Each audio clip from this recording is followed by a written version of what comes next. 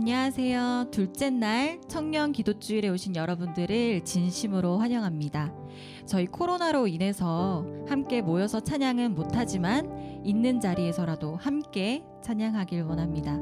한나의 노래 다 같이 찬양하시겠습니다.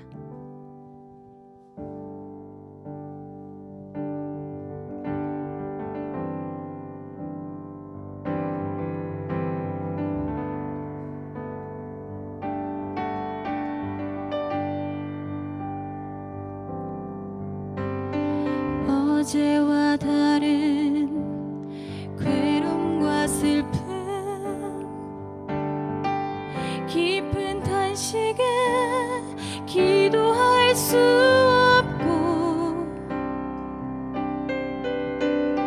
저연한 내 안에 속사람은 주를 보지만 말하지 못하네. 나를 악한 자로 보지 않고 나의 원통함 그 맘을 아시니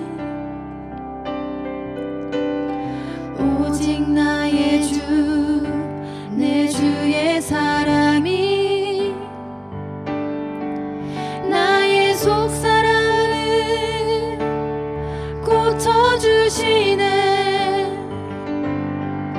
주의 사랑이 목마름 채우고 주의 위로가 눈물을 닦으니 주님의 은혜가 필요한 이 땅에서 이곳에서 주와 함께 노래하리라. 나를 악한 자로 보지 않고 나의 원통함 그 맘을 아시니 오직 나의 주 내 주의 사랑이 나의 속사람을 고쳐주시네. 주의 사랑이 목마름 채우고 주의 위로가 눈물을 닦으니 주님의 은혜가 필요한 이 땅에서 이곳에서 주와 함께 노래하리라. 주의 사랑이 목마름 채우고 주의 위로가 눈물을 닦으니 주님의 은혜가 필요한 이 땅에서 이곳에서 주와 함께 노래하리라.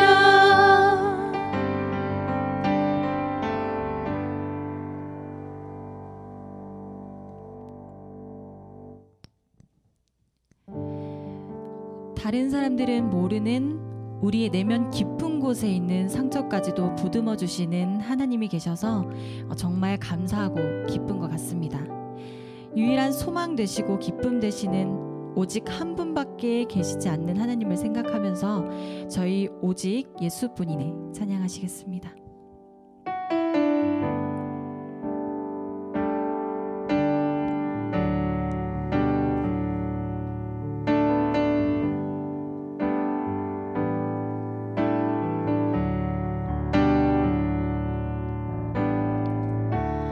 은혜 아니면 살아갈 수가 없네. 호흡마저도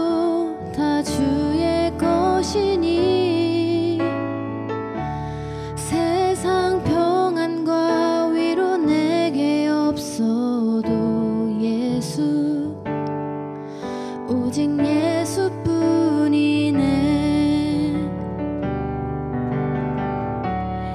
은혜 아니면 살아갈 수가 없네. 호흡마저도 다 주의 것이니 세상 평안과 위로 내게 없어도 예수 오직 예수뿐이네. 크신 계획 다 볼 수도 없고 작은 고난에 지쳐도 주께 묶인 나의 모든 삶 버티고 견디게 하시네. 은혜 아니면 살아갈 수가 없네. 나의 모든 것 다 주께 맡기니 참된 평안과 위로 내게 주신 주 예수 오직 예수뿐이네.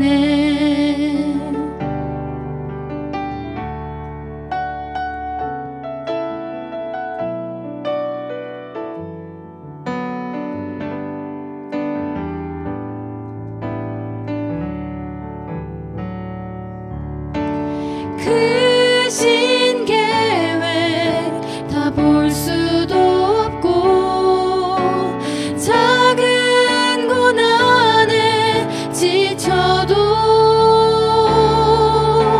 주께 묶인 나의 모든 삶 버티고 견디게 하시네.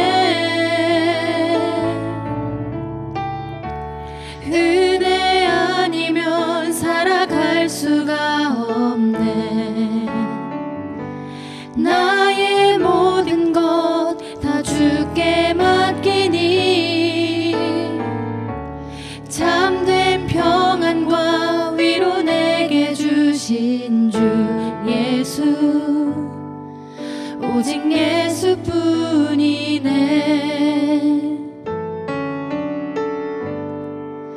오직 예수뿐이네.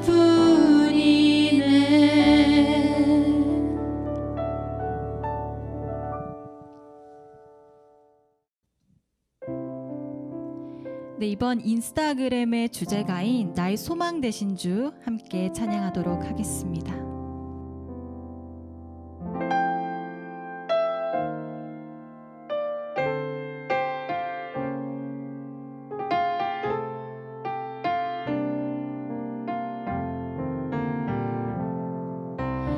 예수 소망 없는 곳에 생명을 주셨네. 우리를 위해 가난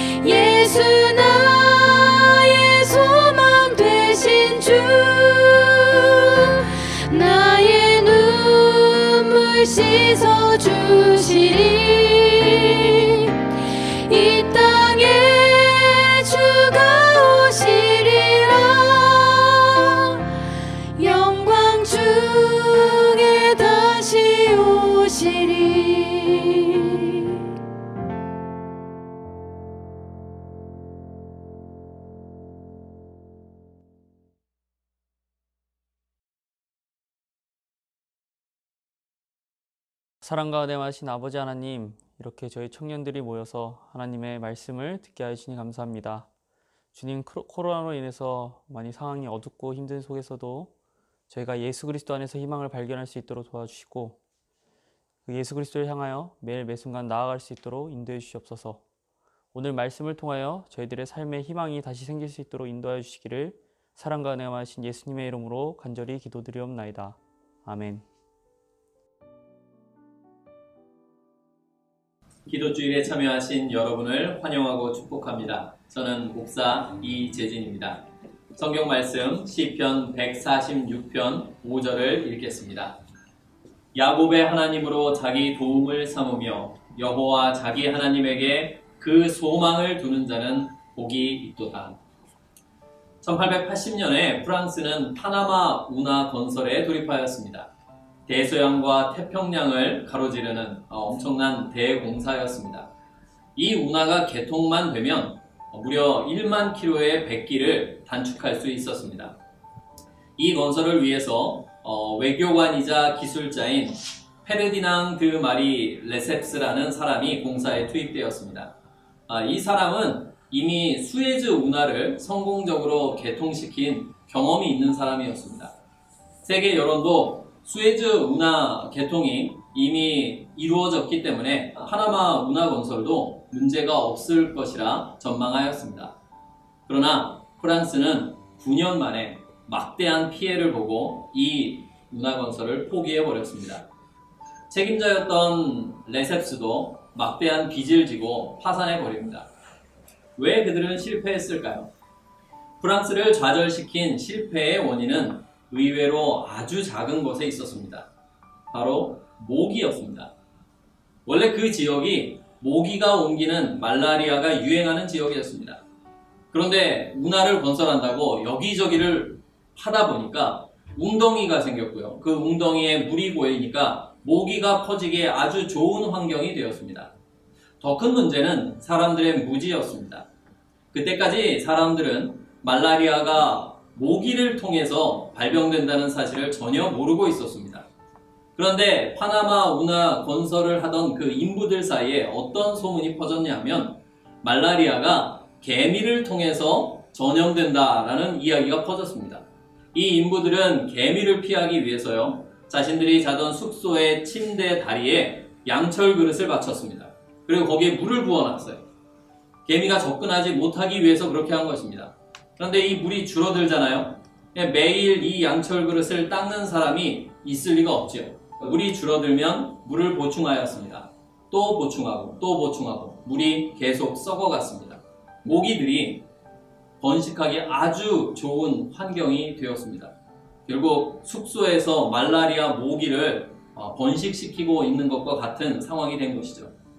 이로 인해서 프랑스가 파나마 운하를 건설하고 있던 그 9년 동안요, 무려 2만 2천 명의 사람이 목숨을 잃었습니다. 프랑스는 결국 이 운하 건설에서 손을 떼고 말죠. 우리가 무엇인가를 시작할 때 누구나 그 일이 잘 될 것이라는 희망을 가집니다.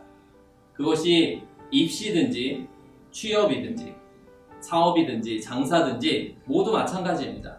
입시에 임하는 청년들은 내가 이 시험에 좋은 결과를 얻을 수 있을 것이라 생각합니다.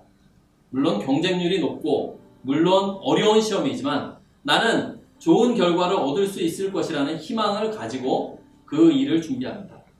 아무리 경기가 안 좋아도요, 사업을 시작하면서 나는 망할 거야 라고 생각하는 사람은 없습니다. 모두 성공과 잘 될 것이라는 믿음을 가지고 일을 시작하는 것입니다. 또 그 일을 하기에 충분한 능력과 또 자원, 또 경험과 지식을 가지고 있는 경우도 많습니다. 파나마 운하를 건설했던 레셉스도 마찬가지였습니다. 그는 수에즈 운하를 성공적으로 개통시킨 경험이 있었고요. 그 당시 최고의 기술진들을 데리고 있었습니다. 프랑스 정부로부터 넉넉한 자금도 지원받았습니다.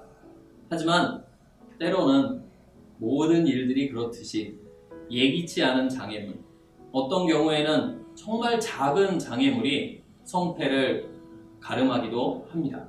그렇기에 우리가 무언가를 시작할 때에 우리는 우리를 배신하지 않을 희망이 과연 무엇인지 알아보아야 합니다.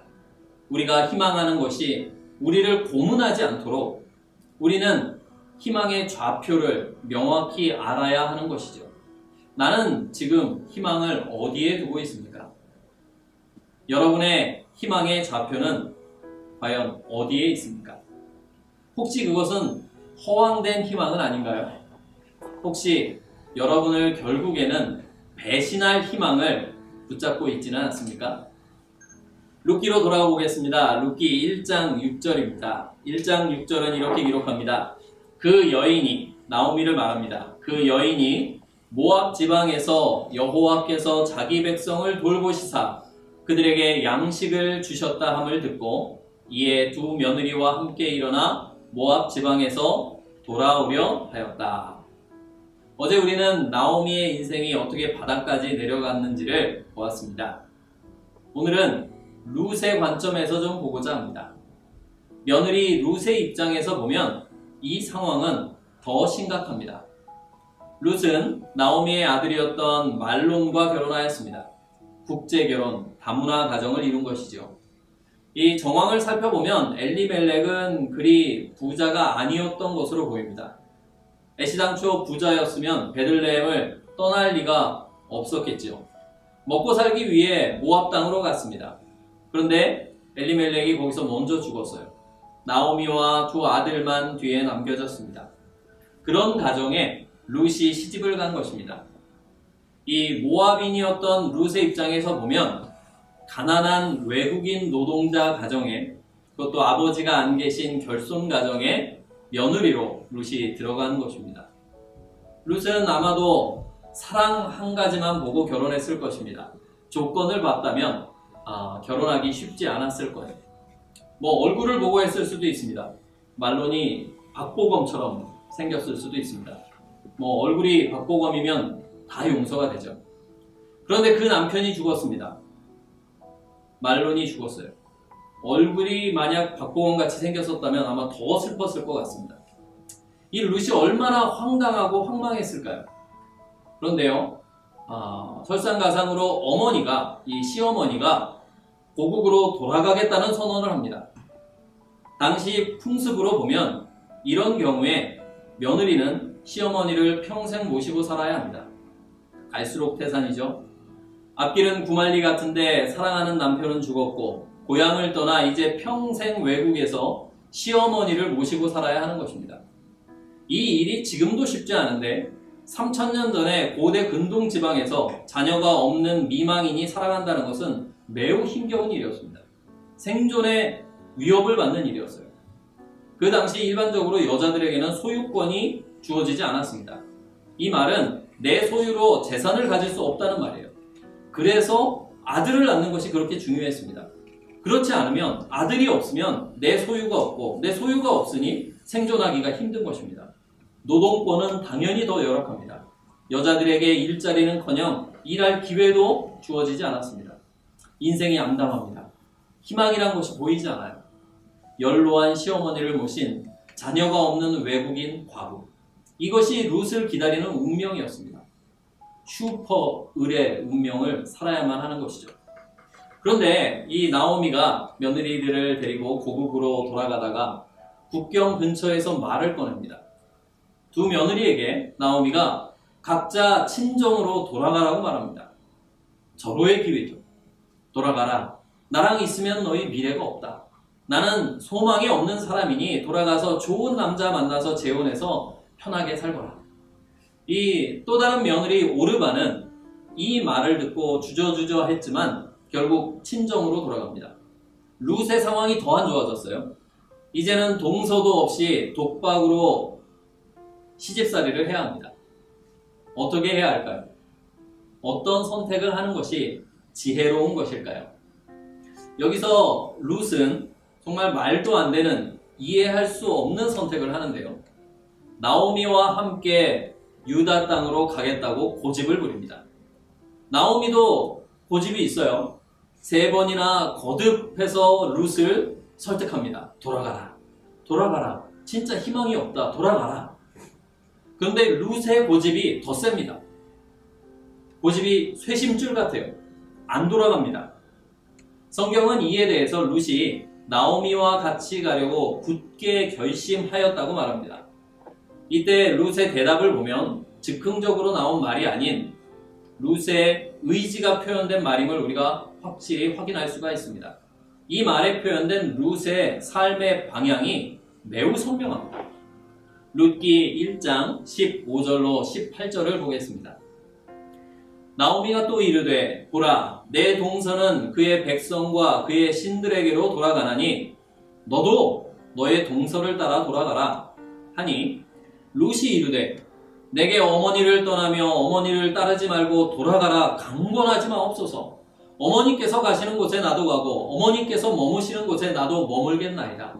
어머니의 백성이 나의 백성이 되고 어머니의 하나님이 나의 하나님이 되시리니 어머니께서 죽으시는 곳에 나도 죽어 거기 묻힐 것이라. 만일 내가 죽는 일 외에 어머니를 떠나면 여호와께서 내게 벌을 내리시고 더 내리시기를 원하나이다 하는지라.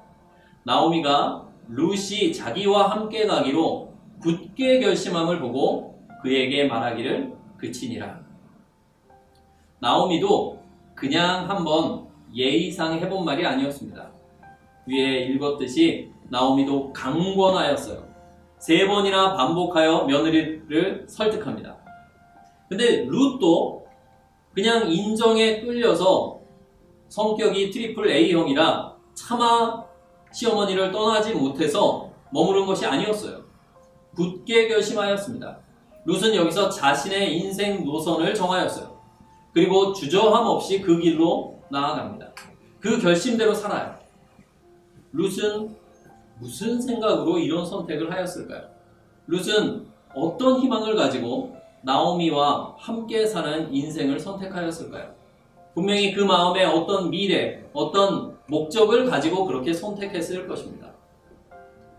여기서 우리는 룻기의 주제를 보게 되는데요. 룻기의 핵심 주제 중 하나는 인애라는 것입니다. 히브리어로는 헤세드라고 합니다. 이 인애라는 헤세드라는 단어가 룻기에 3번 등장합니다. 1장 8절에서는 선대라고 번역이 되어 있고요. 2장 20절에는 은혜, 3장 10절에는 인애라고 번역이 되어 있습니다. 문자적으로 보면 이 단어의 뜻은 친절함, 자애로움, 자비 또는 인애함이라고 번역할 수 있습니다. 그런데 이 헤세드를 좀 더 잘 이해하려면 언약 관계 속에서 이해를 해야 합니다. 우리가 누군가와 관계를 맺을 때 우리에게 헤세드의 의무가 생깁니다. 부부 관계를 맺으면 부부 사이에 헤세드의 의무가 있는 것입니다. 아내가 남편에게, 남편이 아내에게 성실하게 자애로움과 친절함으로 대하는 헤세드의 의무가 생깁니다. 이 나오미와 룻의 관계도 마찬가지였어요. 나오미는 룻에게, 룻은 나오미에게 시어머니와 며느리 관계에 헤세드를 베풀 의무가 있었습니다. 지금 룻은 그 헤세드의 의무를 다할 것을 결심하는 것입니다. 시어머니를 봉양하는 헤세드를 자신이 다 실천하기로 결심하고 있는 것입니다. 룻은 자신의 남편, 죽은 남편이죠. 말론에 대한 헤세드도 충실하게 다합니다. 재혼을 해서 이 말론의 이름으로 후손을 남기는 일을 하는 것입니다. 그런 의미에서 헤세드는 신실함 또는 성실함과도 짝을 이루고 있습니다. 관계의 의무를 신실하게, 성실하게 다하는 것입니다. 우리가 하나님과 언약의 관계 속에 들어갈 때 우리에게도 헤세드의 의무가 생깁니다. 또한 하나님께도 그러합니다. 그래서 하나님께서 우리에게 헤세드를 베푸시죠. 룻은 지금 그녀의 희망을, 그녀의 인생의 목적을 이 헤세드에 두고 있습니다. 그녀도 물론 편안하고 안락하고 단란한 가정에서 정말 행복을 누리며 살고 싶었을 것입니다. 그녀도 힘겹고 고생스러운 그런 인생을 살기 원하지 않았어요. 하지만 그 소망보다, 안락한 삶을 사는 소망보다 자신의 헤세드를 다하는 그 희망을 선택합니다. 룻은 이 헤세드를 나오미의 삶에서 보았습니다. 우리는 나오미가 며느리들을 대하는 모습 가운데서 나오미의 헤세드를 보게 됩니다. 나오미는요, 시어머니로서 당연한 권리를 가지고 있었습니다. 두 며느리의 봉양을 받으면서 물론 어려운 환경이긴 하지만 좀 더 나은 삶을 선택할 수 있었습니다. 그런데요, 나오미는 이것을 포기합니다. 나오미는 어쩌면 당시로서는 당연했던 자신의 권리를 포기하고 며느리들의 행복을 우선시합니다. 그래서 며느리들을 돌려보냅니다. 룻은 이런 나오미의 모습을 통해서 헤세드를 발견합니다. 이 헤세드가 룻을 하나님께로 이끌었습니다. 룻의 입장에서 볼 때에는요, 여호와 하나님은 그렇게 좋은 신으로 보이지 않았을 것입니다. 적어도 처음에는 말이죠. 자기 나라의 신, 모압의 신은 그모스인데요. 그모스가 훨씬 더 괜찮은 신으로 보였을 수 있습니다. 왜냐하면 유대 땅에 극심한 흉년이 들었을 때 적어도 모압 땅에는 먹을 것이 있었거든요. 자기 땅에 자기를 섬기는 백성들이 사는 땅에 흉년을 허락하는 신은 좀 못됐거나 아니면 능력이 부족한 신이라고 할 수 있겠죠. 또 시어머니 나오미를 보면 이 여호와 하나님이, 시어머니가 섬기는 하나님이 좀 너무하게 보일 수도 있었을 것입니다. 남편을 뺏어가고 두 아들까지도 죽게 내버려두는 이런 신을 좋게 보기는 힘들었을 것 같아요. 시어머니는 섬길 신을 잘못 택한 것입니다. 왜냐하면 오늘날 우리가 많이 생각하듯이 신앙도 기브 앤 테이크이기 때문에 그렇습니다. 내가 신을 섬기면 뭐 돌아오는 게 있어야 신을 섬길 보람이 있는 것입니다. 그게 오늘날의 글로벌 스탠다드입니다. 내가 예배를 드리면 하나님께서 나에게 복을 주셔야 해요. 내가 헌금을 드리면 하나님께서 나에게 경제적인 안정을 주어야 합니다. 내가 기도를 드리면 하나님께서 나에게 건강과 성공을 가져다 주셔야 하는 것입니다. 거래하는 것이죠. 장사하는 것입니다. 제3자 입장에서 보면 나오미는 완전 믿지는 장사를 하고 있습니다. 잘 되는 일이 하나도 없어요. 그런데도 놀라운 것은 룻이 나오미를 따라가면서 한 말 중에 이 여호와 하나님, 뭐 좋은 거를 준 적이 없는 이 여호와 하나님을 룻이 나의 하나님으로 선택하고 있다는 것입니다. 룻은 왜 여호와 하나님을 나의 하나님으로 선택하였을까요? 룻은 왜 그동안 자신이 알고 있던 그 그모스 신을 버리고 여호와 하나님을 선택하였을까요? 왜냐하면 룻은 나오미를 통해서 하나님의 헤세드를 보았기 때문입니다. 룻은 나오미가 자신에게 베푼 그 헤세드의 근원이, 자애로움의 근원이 여호와 하나님께 있음을 보았습니다. 모압인들이 섬기는 그모스는 유아 인신 제사로 유명한 신이었습니다.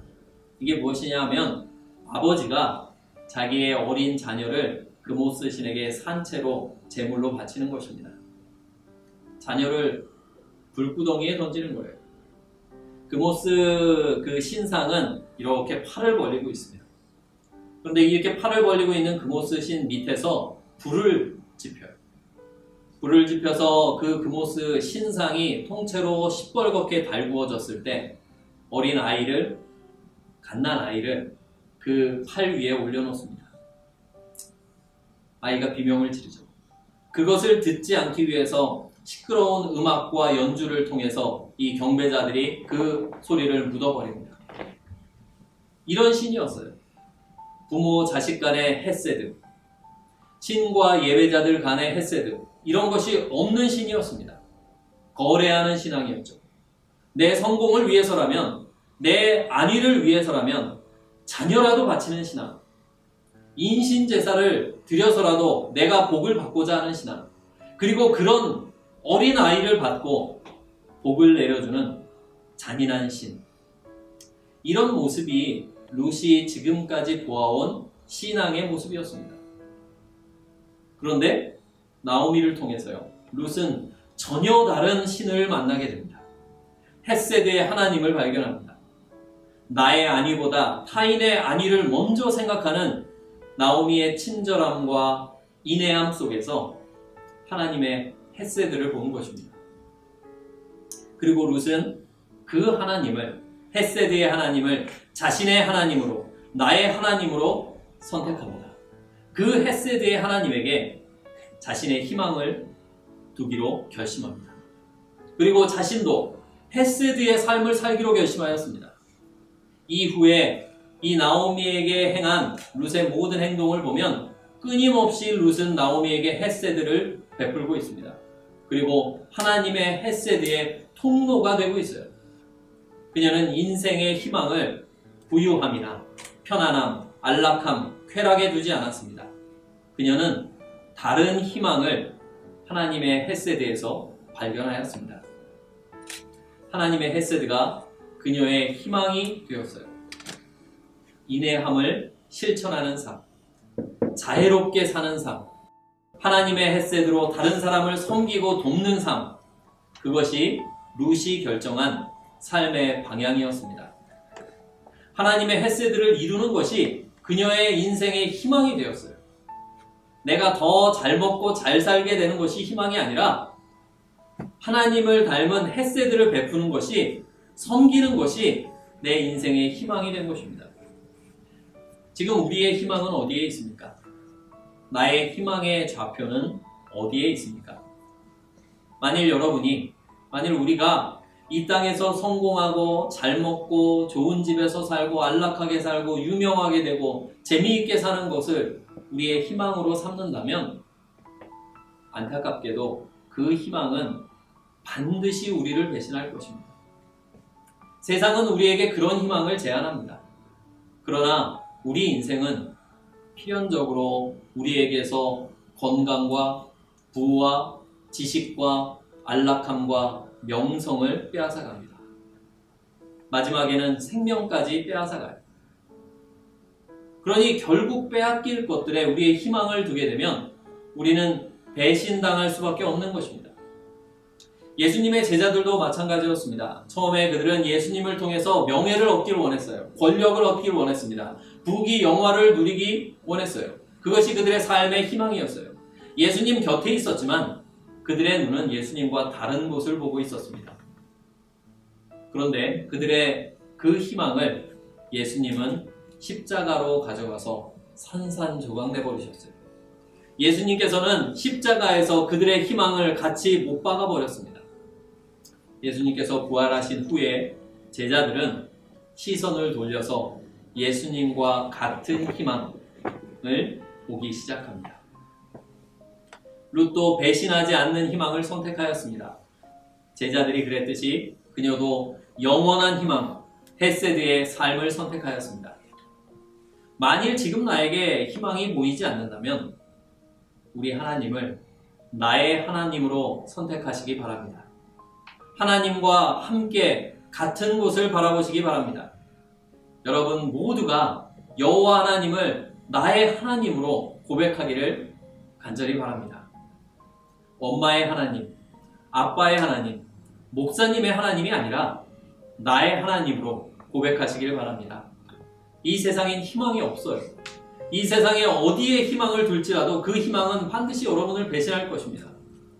이 세상은 희망으로 우리를 고문할 뿐이에요. 그러나 우리 하나님은 그렇지 않습니다.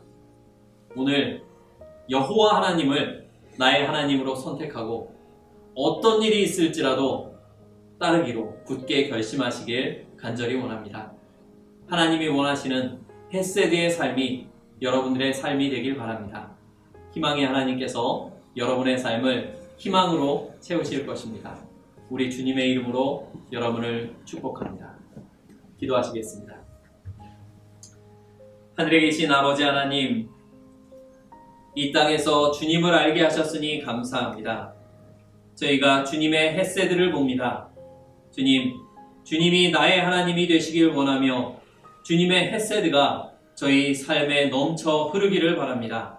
주여, 저희에게 주님의 헷세드를 부어주시고 저희가 그 헤세드를 나누는 사람들이 되게 하여 주시옵소서. 여기 있는 주의 청년들에게 주님의 헤세드를 넘치도록 부어주시고 그들이 헤세드의 통로가 되어서 이 세상에 희망을 흘려보내는 그런 삶을 살게 하여 주시옵소서. 언제나 저희의 기도를 들으시고 넘치도록 우리의 생각을 넘어서는 응답을 주시는 주님께 감사드리며 예수 그리스도의 이름으로 기도합니다. 아멘.